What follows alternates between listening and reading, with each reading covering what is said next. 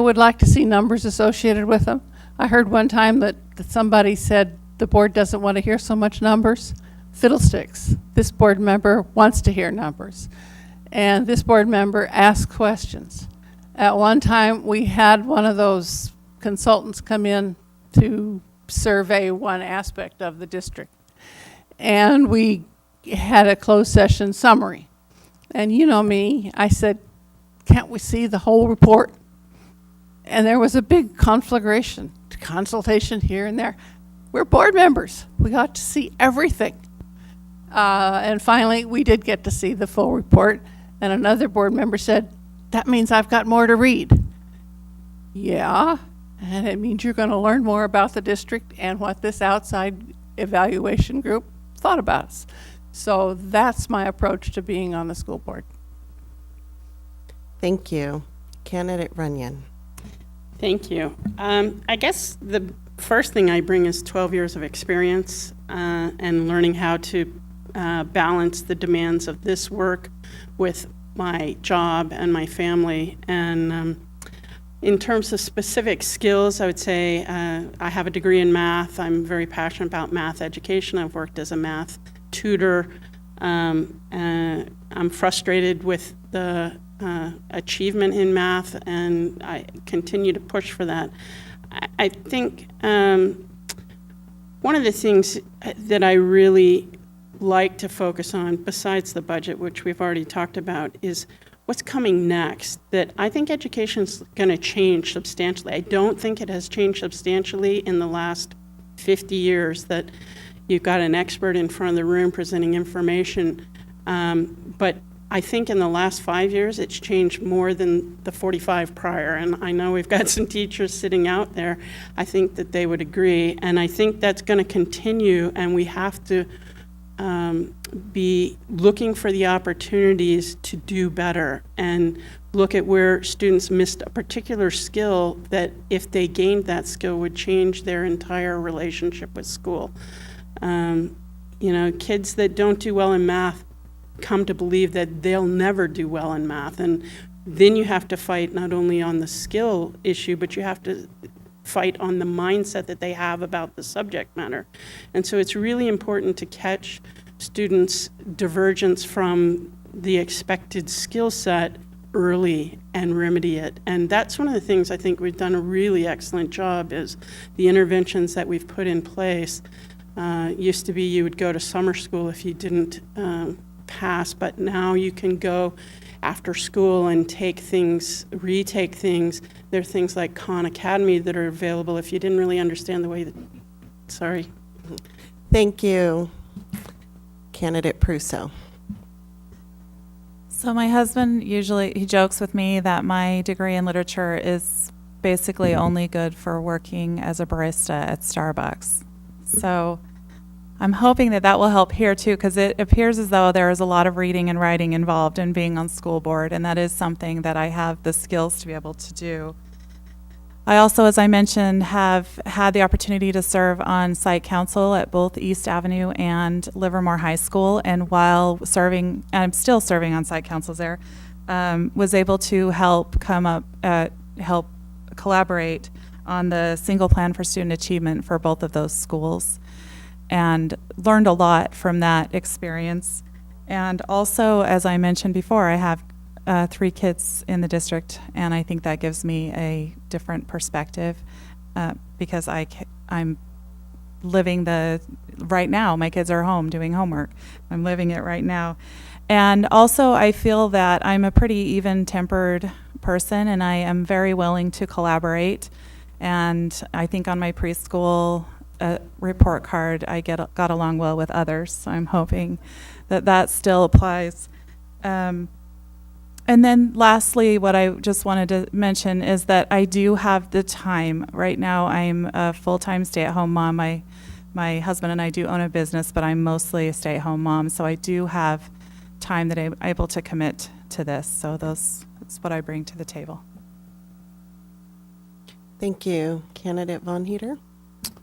So, besides being on site council at Lawrence and the district-wide LCAP, and then also book fair coordinator at Lawrence, I have worked almost 20 years as a manager in the irrigation industry. I built high-performing teams, worked as a leader, mentor, and trainer to other managers and my employees. Something really speaks to me working with people in a collaborative way. The last couple of years, I've been reading some literature about superintendent-board relationships. I think I'd be key with that. I think I understand the governance team dynamic and how to succeed in that. In terms of perspective, I don't think I have a stronger one. I'm in the classroom with teachers. I hear what they're struggling with. I hear what they need. I'm after school talking with parents. Same kind of thing. Their time demands, how they're juggling homework loads and after school activities, and getting sons to violin classes. 7:30 in the morning.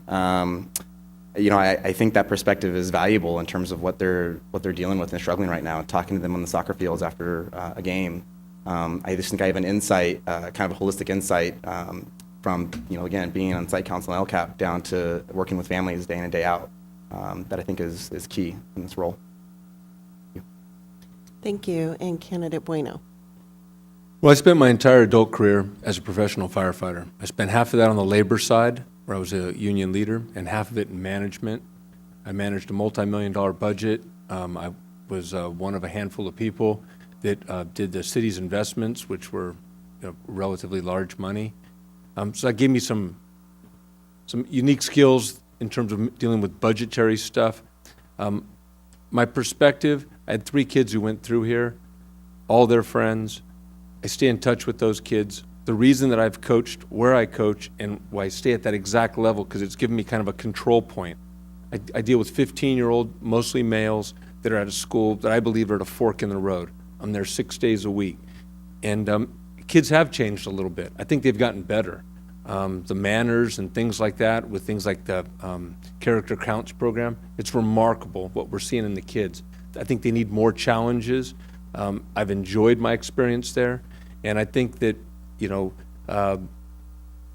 coming out of the fire service, we have community-based, geographically located fire stations throughout a community. When I came here, it kind of mirrored that. So one of the things I used a lot of private, public, all partnerships and consensus building with our teams, and it was very effective. When I came over here, I talked with the superintendent, and that was the basis of putting the teleconference system with Cisco, bringing that into the district. It was a way to link people, to communicate. Communication has changed vastly. That's one of the things that's a skill, I guess. But I guess my perspective is simply that I was an organizational guy that was able to build excellence in the absence of good budget. And I lived through that, and I was very successful with it. And I have a lot of understanding of labor and management on equal basis. So I just like to utilize that. I've got a granddaughter that's going to be coming up to the school district, and so I want to make sure that it's right for this community. Thank you. Great. So everybody has answered question number 3. We are going to question 4. Excuse me. So candidate Runyon, you'll be starting this round. What are the most important decisions you will make as a board member? Wow. Hiring the superintendent is the most important decision that the board makes, I think. Passing a budget is critically important. Setting priorities, because there's always more that you can do in every area. And it's a difficult thing to say no, but it's a thing that we have to say, because there's only the budget that we have available that's given to us by the state, unless we raise it ourselves as a community, which we've done a couple of times. We've got the president of LVF sitting in the audience, and Pedrosi also working toward filling the gaps in things that we think are important but not fundable. That's critically important. I think the other thing is thinking about the moving parts. We talked before about the importance of our employees, and we have a great employee base. But that employee base will turn over, and the employees of the future are the ones we need to be thinking about today. How do we continue to attract? What is it that we've done that has made our employees vote us as a top workplace? Identify those things, continue to work on those things, try to meet the barriers to attracting and retaining really quality employees. And frankly, right now, we are the destination employer in the region in education. And that's a really wonderful place to be, and we need to continue to be that. So I think that to sum it up, fiscal responsibility, hiring the superintendent, and all the employees down the line are critically important to the success of the mission. Those decisions. Great, thank you. Candidate Prusso. Okay. Obviously, I've never done this before, so this is just from watching these people at work and doing a little bit of research. And I feel like I think one of the most important things that this board does is that it advocates for children. I don't think that there are a lot of public offices that do advocate for children as much as a school board does, and I think that is probably one of the most important things. And going along with that would be to being able to have strong communication with the community, with the students, with the parents, and the community at large in making sure that you can advocate for those children. And also having a good relationship with not only the other members of the board, but also with the superintendent and the people in the district, so that you can make sure that you can effectively advocate for them.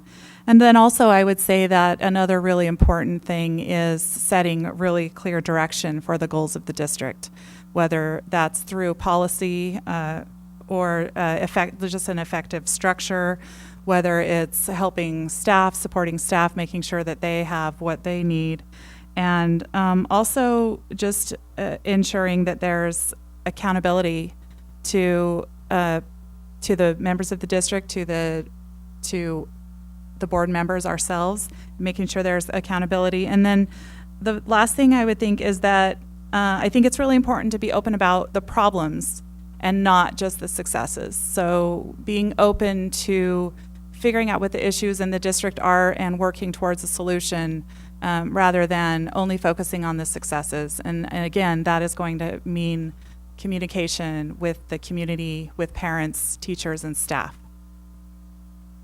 Thank you. Candidate Von Heater.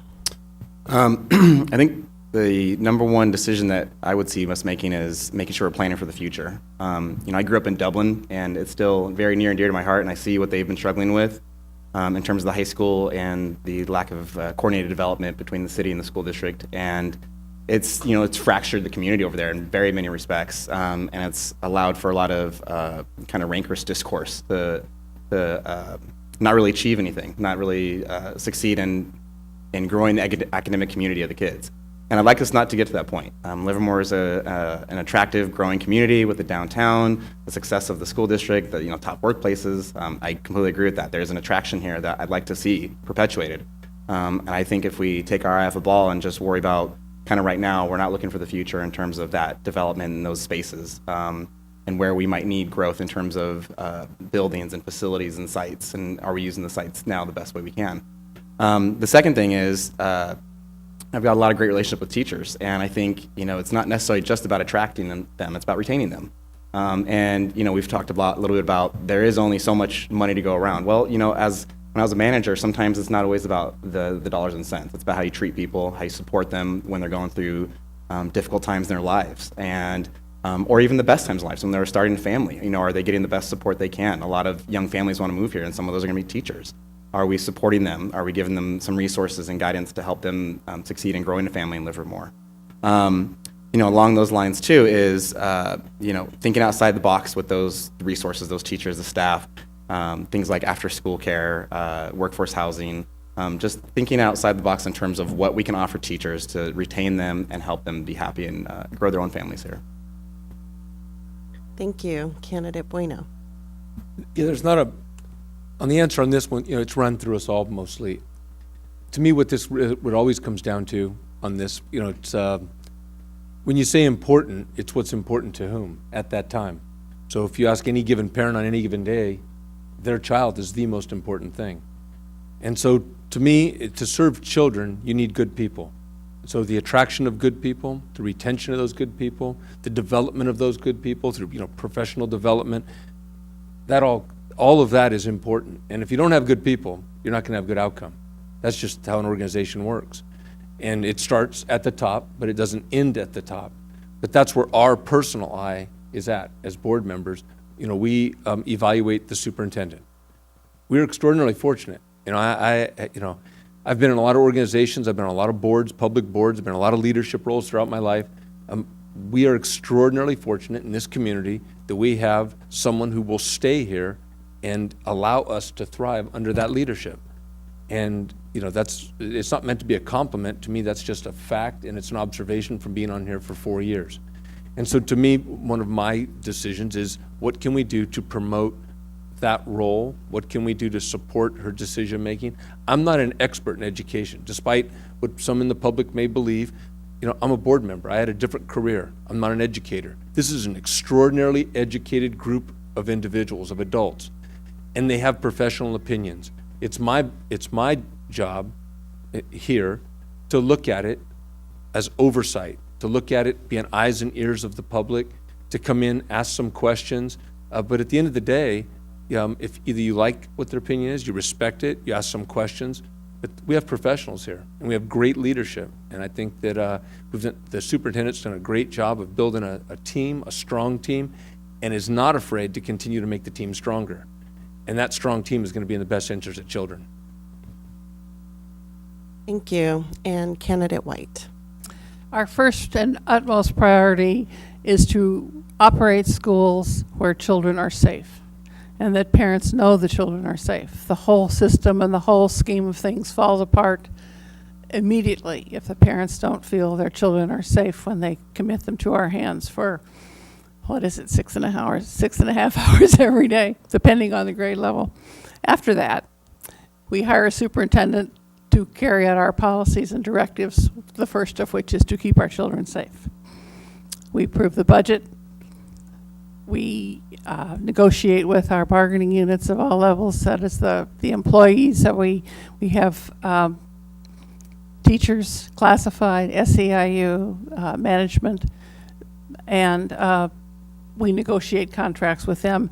The budget sets the priorities, and the policies and the negotiations then set how you carry it out.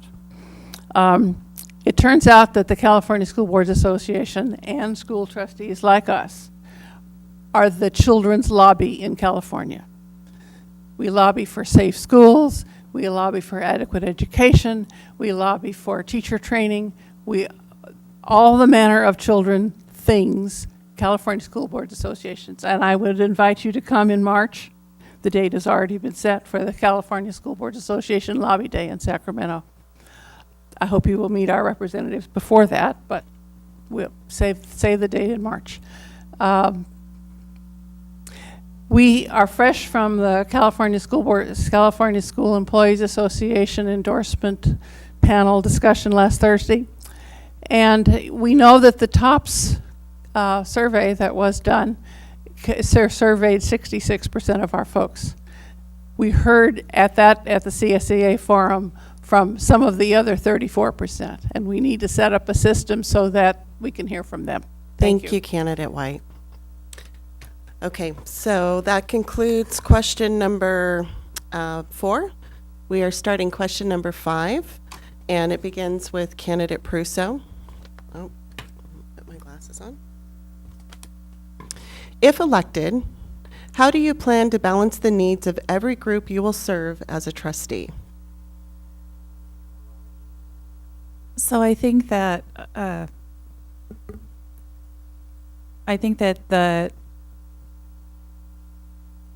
hopefully that policy will help with this, but also I think communication, again, is probably the most important thing with trying to figure out what the needs are of every group. And obviously there are a lot of groups that you serve when you're on the school board. You serve the community, you serve the students, you serve the teachers, the staff. So there's a lot of working pieces, and I think that the communication needs to be really clear. How people can communicate with the school board needs to be really clear, whether that's via the website, email, phone numbers, That's one thing that there needs to be a policy on how that happens, or whether someone comes to a school board meeting to communicate what their issues are. As far as communications that I am not familiar with because I haven't been on school board before, and that would be like union negotiations and those sorts of things that will happen behind closed doors. But I think that there is a policy and procedures in place for that kind of communication. But I think the main thing is just to be open and also able and willing to listen.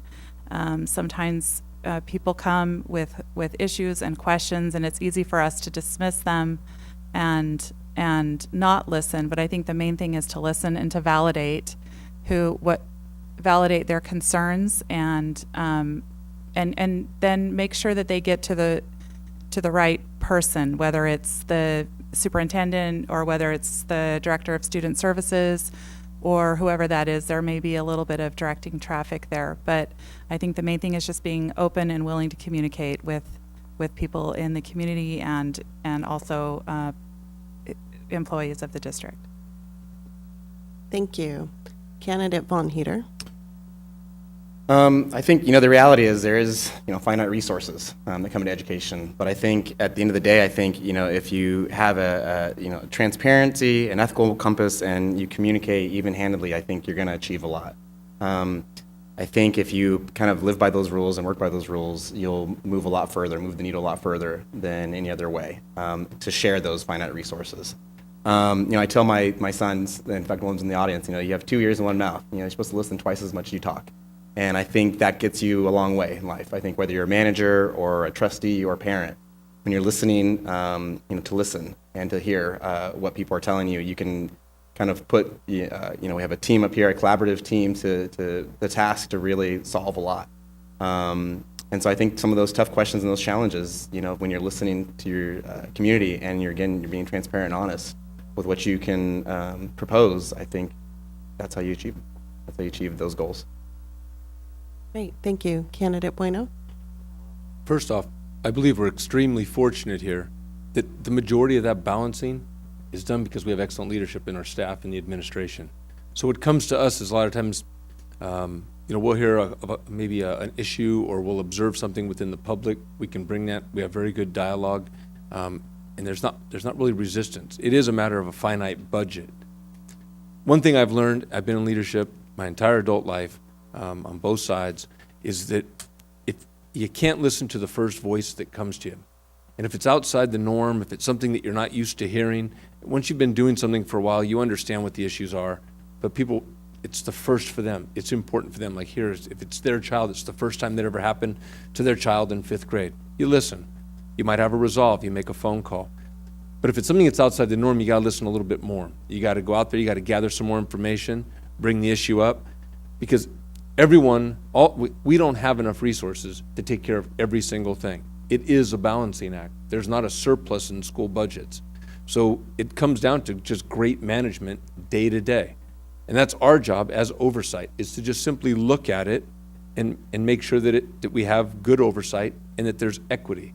And I know there's a thing on the board and talks about how equity, that not everyone needs the exact same things to get to the same place. And so I think this district does some things that are extraordinary to make sure that we do serve. We have some extraordinarily unique challenges in this community. People want to compare us to other districts, but this district particularly, we're underfunded, and we have demographic challenges in terms of English language learners and some people that are in severe poverty that other districts don't. Yet, when you compare our academics and our outcome, we're better than other districts.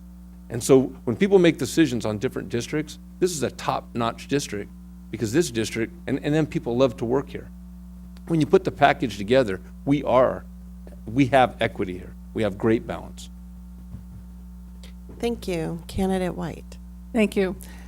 First, I think you need to listen hard to everybody. And when you listen really hard, you sometimes find that the needs of each constituency is not always based in money. Sometimes there's a change in approach, a change in attitude. The custodians, if they would clean A before B, it might be better for, that's easy. You have to really carefully think about it. Now, the only time there's really a conflict is when we have to cut the budget, and we haven't done that for many years. And then we have folks that come to the table and say, don't cut mine, cut theirs. And that's really hard. On the other hand, our job is to also continually evaluate what we're already doing to see if it's effective. If there are things that we've chosen to do several years ago because it seemed to meet the needs of that time, and we don't have those needs, or it isn't working, then we can rearrange the priorities. Now, that's one of the things the LCAP, the Local Control Accountability Plan, brings to us. It brings us information about the supports that we're doing for different subsets of children, and then we find out if the efforts are being effective. We need to not just add on because it sounds like a good idea. And like I say, change in attitude, change in culture is not something that costs money. I heard the other day in my listening that a teacher was trying to do something new at a school. A veteran teacher said, not at my school. I'm not doing that. I've been doing what I've been doing for 25 years, and it's been working, and so please don't ask me to change. Now, that's a cultural thing. That's not going to cost money to somehow let the innovative teacher try. Thank you, Candidate White. And Candidate Runyon. I'm remembering some painful times in this room right now, and I think that kind of sums up the essence of governance. Governance is choosing, and choosing inevitably means saying no to someone. And when we were sitting here in 2008, 9, 10, dealing with the really severe budget crisis from the state, we had to balance those needs in a very public way. And, you know, Dr. Dunlop is sitting back there. He was sitting up here at this time. And we had to really talk about what mattered. And I think the conclusion we reached at that time was every student deserves their best shot at their first time through education. And that means that the classroom teacher is absolutely the most important thing to prioritize when you're looking at budget cuts. And it was incredibly painful, but I think we did it in a really open, honest, and transparent way when it was excruciatingly painful to do that. Talking about cutting programs when the people that are being cut are sitting in the audience takes a lot of fortitude. And, you know, sometimes that's what the job demands. And so I guess the thing is, I want to associate myself with Mr. Bueno's answer of, you know, it's not necessarily the first or the loudest person that comes. And you have to have an understanding of the scope of the operations in the school district in order to decide how to prioritize them. And so balancing the needs by understanding them, listening, thinking, praying, and taking a real hard look at what we can live without, not because we want to, but because those were the choices we had to make in order to keep the doors open. Thank you. So we are going to be answering the 6th question. So if Tammy will draw a seating position, we'll see who gets to answer first.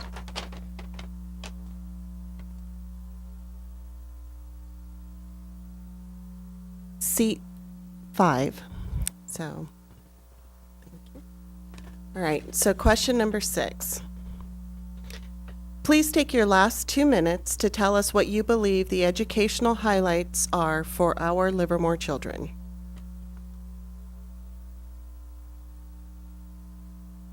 Well, there's just some remarkable stuff. I mean, we had our migrant kids come out and win some awards. We've had the scholarships. Our academic stuff is we have some challenges. But some of the things that we've done with green engineering over at Livermore High School, remarkable. Some acknowledgments. We've got shop classes in our junior high. Some of the things we're doing with athletics are remarkable. We're putting in 2 new stadiums for both of the comprehensive high schools. We've got gold medal campuses. I mean, Del Val is, there's a lot of challenges for the kids to go to Del Val. A couple years ago, we got a gold ribbon from the state. We've had some very innovative programs, won a couple of these Golden Bells, which is a statewide award to give at the CSBA conference at the end of the year for some things, for some of the younger kids. Expanded some TK programs. There's some remarkable things that are actually happening right now, and all of this is with budget challenges. To me, we're not. When you say you're not there, I mean, some of our academic successes, you see some of these kids, and we looked at some stats the other night at a meeting, and there's kids that are 96%, in terms of like attendance in schools, and student services is still trying to push the number higher. It's like no one's settling on anything. People are striving to be better and better and better. And despite all the challenges that are out there, and all the